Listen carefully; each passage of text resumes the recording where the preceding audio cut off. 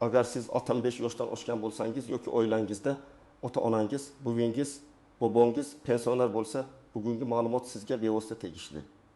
2026 yilda pensionerlar uchun eng muhim masala faqat pensiya oshadimi yoki yo'qmi degan savol emas. Eng asosiy savol, siz qaysi guruhga mansubsiz va shu guruh bo'yicha qanday huquq, imtiyoz, xavf yoki tekshiruvlar sizga ta'sir qiladi. Men bugun sizga 65 yoshdan oshgan pensionerlarning 4 ta asosiy guruhini oddiy tilda tushuntirib beraman. Kim xavotir olishi kerak, kim tinchroq bo'lishi mumkin, kim hujjatlarini zudlik bilan tekshirtirishi kerak, kim esa qo'shimcha yordam olish imkoniyatini boy berib qo'yayotgan bo'lishi mumkin, hammasini birma-bir ko'rib chiqamiz. Videoni hoziroq oxirigacha ko'ring. Chunki bitta kichik xato ham pensiya miqdoriga, imtiyozga yoki to'lovning vaqtida kelishiga ta'sir qilishi mumkin. Kanalga obuna bo'ling, like bosib qo'ying. Chunki bu kabi amaliy ma'lumotlar aynan pensionerlar va ularning farzandlari uchun juda kerak. Avvallari ko'pchilik pensiyani oddiy tushunardi. Yoshga yetdingiz, ish stajingiz bor, hujjat topshirdingiz. Pensiya tayinlandi va keyin har oy pul keladi. Odamlar ko'pincha pensiya tayinlangandan keyin endi hammasi tugadi. Boshqa tekshiradigan narsa yo'q deb o'ylardi. Lekin hozir vaziyat boshqacha.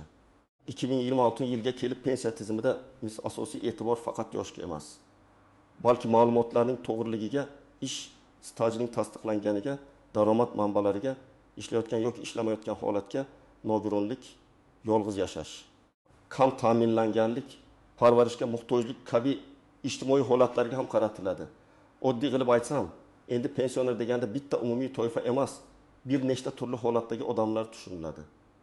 Bir pensioner 65 yoshda bo'lib, to'liq ish staji bilan oddiy yoshga doir pensiya oladi. Ikkinchisi 68 yoshda, lekin hali ishlayapti. Uchinchisi 72 yoshda yolg'iz yashaydi va qo'shimcha ijtimoiy yordamga muhtoj. To'rtinchisi esa pensiya olayotgan bo'lsa ham eski hujjatlarida xatolar bor. Ish staji to'liq ko'rinmayapti yoki ilgari norasmiy ishlagan. Mana shuning uchun men 2026 yilda 65 yoshdan oshgan pensionerlarni shartli ravishda 4 ta asosiy guruhga ajratib tushuntiraman. Siz o'zingizni shu guruhlardan qaysi biriga kirishingizni aniqlasangiz, keyingi qadamlaringiz ham aniq bo'ladi. Birinchi guruhga eng barqaror holatdagi pensionerlar kiradi.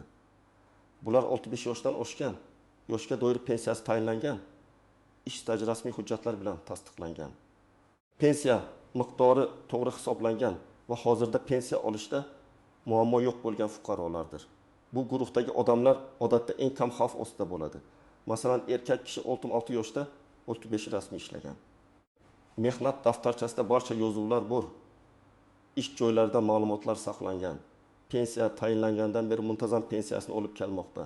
Yoki ayol kishi 65 yoshda, 28 yil rasmiy stajga ega. Farzand parvarishi davrlari hujjatlarda aks etgan. Pensiya jamg'armasida ma'lumotlari to'g'ri kiritilgan. Bunday holatda katta xavotirga o'rin kamroq. Lekin men bu guruhdagilarga ham umuman tekshirmang demayman. Sababi, pensiya tayinlangandan keyin ham ma'lumotlarda texnik xatolar bo'lishi mumkin.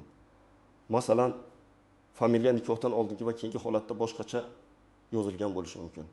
Tug'ilgan sana bir joyda 1920 yil, boshqa hujjatda 1906 yil deb ko'rsatilgan bo'lishi mumkin.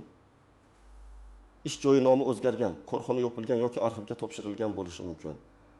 Real misol keltiraman. Bir pensioner ayol 65 yoshda 3 yil maktabda ishlagan. Pensiyasi bor, lekin keyin ma'lum bo'ladiki, uning 5 yil ishlagan davri elektron bazada to'liq ko'rinmayapti. U pensiya olayotgan bo'lsa ham agar shu 5 yil to'g'ri hisobga olinganida, pensiyasi biroz yuqoriroq bo'lishi mumkin edi. Demak, pensioner men allaqachon pensiyadaman deb befarq bo'lmasligi kerak. Bu guruhdagi asosiy vazifa pensiya ish to'g'ri yuritilayotganini va barcha staj davrlari hisobga olinganini tekshirish. Agar hammasi joyida bo'lsa, siz tinch bo'lishingiz mumkin. Lekin tekshirmasangiz, o'zingizga tegishli bo'lgan pulni yillar davomida kamroq olib yurgan bo'lishingiz ehtimoli bor. Ikkinchi guruh juda muhim. Bu guruhga pensiya yoshidan o'tgan, pensiya olayotgan, lekin baribir ishlashda davom etayotgan fuqarolar kiradi. 2026 yilda aynan shu guruh ko'p savol beradi. Men ishlasam pensiyam kamaydimi? Ishlayotganim uchun imtiyozdan mahrum bo'lamanmi? Qo'shimcha staj keyin pensiyaga ta'sir qiladimi? Men oddiy tushuntiraman. ishlayotgan pensionerning holati oddiy ishlamaydigan pensionernikidan farq qiladi. Chunki davlat organlari uchun siz nafaqat pensiya oluvchi, balki daromadga ega shaxs ham hisoblanasiz. Bu esa ayrim ijtimoiy yordamlar, kam ta'minlanganlik mezonlari yoki subsidiya masalalarida ahamiyatli bo'lishi mumkin. Masalan, 67 yoshli erkak pensioner har oy pensiya oladi va qo'shimcha ravishda qorovul bo'lib ishlaydi. Uning rasmiy oyligi bor. Agar u kommunal to'lovlar bo'yicha yordam, moddiy yordam yoki kam ta'minlangan oila sifatida ko'rib chiqiladigan biror yordamga murojaat qilsa, uning ish haqi ham hisobga olinishi mumkin. Shuning uchun men pensionerman, demak avtomatik yordam olaman degan fikr har doim ham to'g'ri emas. Yana bir misol. 56 yoshli ayol pensiyada, lekin bog'chada yoki maktabda yarim stavka ishlaydi. U pensiyasini ham oladi, oyligini ham oladi. Bu yomon emas. Aksincha qonuniy ishlash yaxshi. Lekin u o'zining rasmiy ishlayotganini yashirsa yoki hujjatlarda noto'g'ri ko'rsatsa, keyin ortiqcha to'lov, qayta hisob-kitob yoki tushuntirish talab qilinishi mumkin. Bu guruhdagi eng katta xato norasmiy ishlash. Ba'zi pensionerlar men o'zgina ishlab turibman, shartnoma kerak emas deb o'ylaydi. Lekin rasmiy ishlashning ijobiy tomoni ham bor. Badallar, daromad tarixi, huquqiy himoya. Mehnat sharoiti, baxtsiz hodisa bo'lsa, javobgarlik masalasi aniq bo'ladi. Norasmiy ishlaganda esa na pensiya tizimida to'g'ri ko'rinadi, na mehnat huquqi himoyalanadi. Ishlayotgan pensionerlar uchun yana bir muhim nuqta: pensiyani qayta hisoblash masalasi. Ayrim hollarda ishlash davomida to'plangan qo'shimcha davrlar yoki daromadlar keyinchalik pensiya miqdoriga ta'sir qilishi mumkin.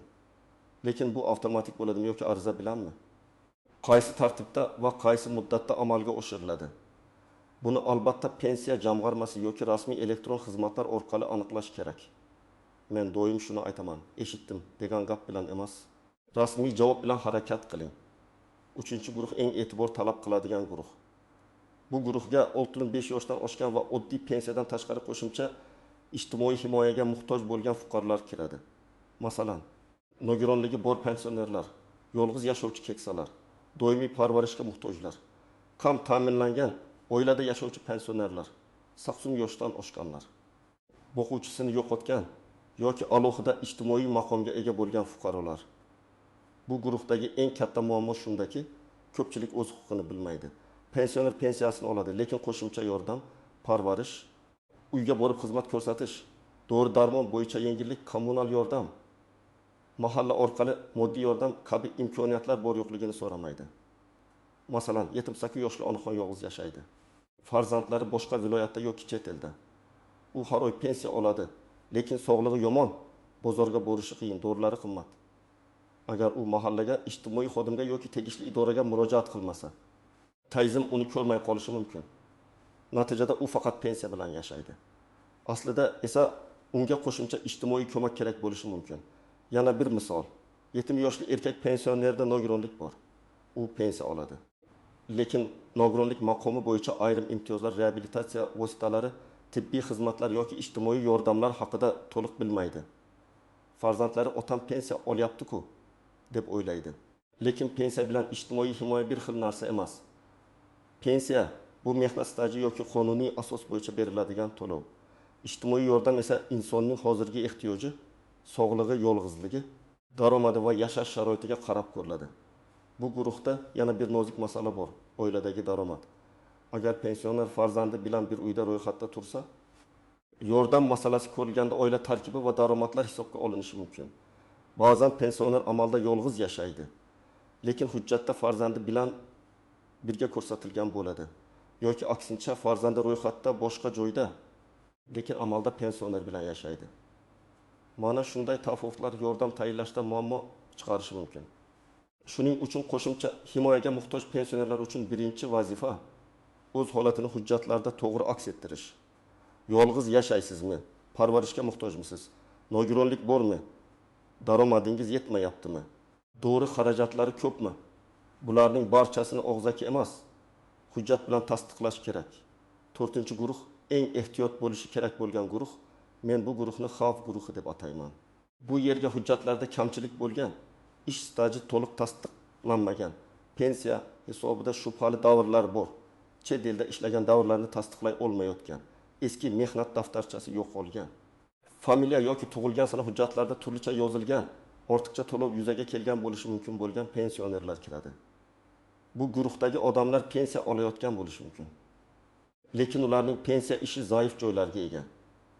2026 yilda raqamlashtirish, ma'lumotlarni solishtirish, idoralararo almashinuv kuchaygan sari eski xatolar ko'proq yuzaga chiqishi mumkin. Bu degani hammani jazolashadi degani emas. Lekin noto'g'ri ma'lumot aniqlansa tushuntirish, qayta hisoblash yoki hujjat talab qilinishi mumkin. Masalan, 59 yoshli pensioner 1990-yillarda bir korxonada ishlagan. Korxona yopilgan, arxivdagi hujjatlar tartibsiz. Mehnat daftarchasida muhr xira, lavozim nomi noaniq. Pensiya tayinlanganda bu davr qisman hisobga olingan, lekin keyin tekshiruvda savol tug'ilishi mumkin. Agar pensioner oldindan arxiv ma'lumotnomasini olib qo'ysa, muammo kamayadi. Yana bir holat. Ayol kishi turmushga chiqqandan keyin familiyasini o'zgartirgan. Mehnat daftarchasida eski familiya, pasportda yangi familiya. Nikoh guvohnomasi esa yo'qolgan. Bu oddiy ko'ringani bilan pensiya ishida muammo bo'lishi mumkin. Chunki tizim bir odamning barcha hujjatlarini bog'lab ko'rishi kerak. Agar bog'lovchi hujjat bo'lmasa, staj davrini tasdiqlash qiyinlashadi. Chet elda ishlaganlar ham alohida e'tiborli bo'lishi kerak. Masalan, fuqaro bir necha yil Rossiyada, Qozog'istonda yoki boshqa davlatda ishlagan. Agar o davrlar bo'yicha rasmiy hujjatlar bo'lmasa, pensiya hisobida ular e'tiborga olinmasligi mumkin. Men ishlaganman, hamma biladi degan gap yetmaydi. Mehnat shartnomasi, ish haqi ma'lumotnomasi, sug'urta badallari, arxiv hujjatlari kabi dalillar kerak bo'ladi. Xavf guruhiga minimal pensiya yoki ijtimoiy nafaqa oluvchilar ham kirishi mumkin. Chunki ularning ko'pchiligida to'liq staj bo'lmagan, hujjatlar yetishmagan yoki ish faoliyati norasmiy bo'lgan. Bunday odamlar baribir kam olaman deb qo'l siltamasligi kerak. Ba'zan bitta topilgan arxiv hujjati, bitta tasdiqlangan ish davri yoki noto'g'ri kiritilgan ma'lumotni tuzatish pensiya miqdorini oshirishi mumkin. Endi juda muhim nozik jihatlarga o'tamiz. Birinchi nozik nuqta: pensiya yoshiga yetish bilan barcha imtiyozlar avtomatik berilmaydi. Ko'pchilik men 65 dan oshdim, demak hamma yordam o'zi keladi deb o'ylaydi. Aslida ayrim to'lovlar avtomatik bo'lishi mumkin, lekin ko'p yordamlar ariza, tekshiruv yoki hujjat talab qiladi. Ikkinchi nozik nuqta: ro'yxatda turish joyi bilan amalda yashash joyi farq qilsa, muammo chiqishi mumkin. Masalan, pensioner Toshkentda farzandinikida yashaydi, lekin ro'yxati viloyatda. Yordam so'raganda qaysi mahalla ko'radi, qaysi hudud mas'ul bo'ladi, tibbiy xizmat qayerdan olinadi? Bular savol tug'diradi. Shuning uchun imkon qadar yashash holatingizni rasmiy ma'lumotlar bilan moslashtiring. Uchinchi nozik nuqta: bank kartasi va ishonchnoma masalasi. Ba'zi pensionerlar pensiyasini farzandining kartasiga oldiradi yoki kimdir ularning nomidan pul yechadi. Bu qulay ko'rinishi mumkin, lekin ehtiyot bo'lish kerak. Ishonchnoma qonuniy bo'lishi, pensionerning roziligi aniq bo'lishi. Karta va SMS xabarnomalar nazoratda turishi kerak. Afsuski, amaliyotda pensioner o'z pensiyasi qancha tushayotganini bilmaydigan holatlar ham uchraydi. 4-chi nozik nuqta: ortiqcha to'lov. Agar biror ma'lumot vaqtida aytilmasa, masalan, ishlash holati, yashash joyi, maqom o'zgarishi, nogironlik muddati, boquvchisini yo'qotish holati yoki boshqa asoslar bo'yicha o'zgarishlar keyin ortiqcha pul to'langan deb topilishi mumkin. Bunday vaziyatda davlat organi ortiqcha to'lovni qaytarishni talab qilishi ehtimoli bor. Shu sababli ma'lumot o'zgarsa, o'zi bilib olishadi deb kutmang, rasmiy xabar bering. 5-nozik nuqta: og'zaki maslahatga ishonib qolmang. Qo'shni, tanish, navbatdagi odam, ijtimoiy tarmoqdagi izoh bular yordam berishi mumkin, lekin yakuniy asos emas. Sizga rasmiy javob, ariza raqami, ma'lumotnoma yoki elektron tasdiq kerak. Chunki ertaga muammo chiqsa, falonchi aytgandi degan gap sizni himoya qilmaydi. Endi aniq qadamlarni aytaman. Birinchi qadam: o'zingiz qaysi guruhga kirishingizni aniqlang. Agar siz 65 yoshdan oshgan, ishlamaydigan, hujjatlari to'liq pensioner bo'lsangiz, birinchi guruhdasiz. Agar pensiya bilan birga ishlayotgan bo'lsangiz, ikkinchi guruhdasiz. Agar yolg'iz nogironligi bor, parvarishga muhtoj yoki daromadi yetarli bo'lmagan pensioner bo'lsangiz, 3-guruhdasiz. Agar hujjatlarda xato, stajda bo'shliq, eski ish joylari bo'yicha noaniqlik bo'lsa, 4-guruhga e'tibor bering. Ikkinchi qadam: pensiya ishingizni tekshirtiring. Buning uchun hududingizdagi pensiya jamg'armasi bo'limiga murojaat qiling. yoki mavjud elektron davlat xizmatlari orqali ma'lumotlarni ko'ring. Siz quyidagilarni so'rashingiz mumkin.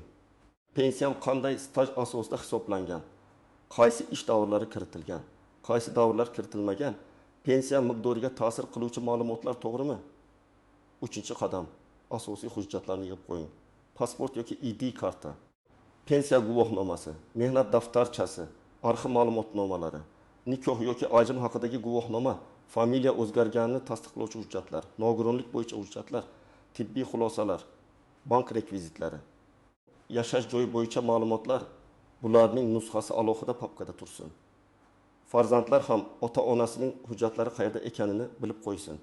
4-qadam. Agar ish stajida bo'shliq bo'lsa, arxivga murojaat qiling. Eski korxona yopilgan bo'lsa, uning hujjatlari qaysi arxivga topshirilganini aniqlash kerak. Tuman yoki viloyat arxivlari sobiq ish joyining huquqiy vorisi tegishli vazirlik yoki tashkilot orqali ma'lumotnoma so'raladi. Arizada aniq yozing, qaysi yillarda ishlagansiz, qaysi lavozimda, korxona nomi qanday bo'lgan, taxminiy davr qaysi oy va yillarni qamrab oladi. 5-qadam. Agar siz yolg'iz yoki yordamga muhtoj bo'lsangiz, mahallaga rasman murojaat qiling. Meni bilishadi deb kutmang. Ariza yozing.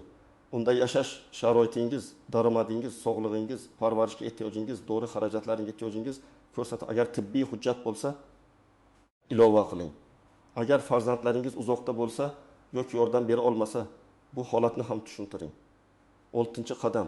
Ishlayotgan pensioner bo'lsangiz, ish beruvchi bilan hamma narsani rasmiylashtiring. Mehnat shartnomasi bormi? Ish haqi rasmiy o'tyaptimi? Soliq va badallar ko'rinyaptimi? Lavozim va ish vaqti hujjatda to'g'rimi? Tekshiring. Agar yarim stavka ishlasangiz, yarim stavka deb yozilsin. Agar vaqtinchalik ishlasangiz, shartnoma muddati aniq bo'lsin. 7-qadam. Pensiya kartangizni nazorat qiling. Har oy qancha pul tushayotganini o'zingiz yoki ishonchli yaqiningiz bilan tekshiring. SMS xabarnomani yo'qing.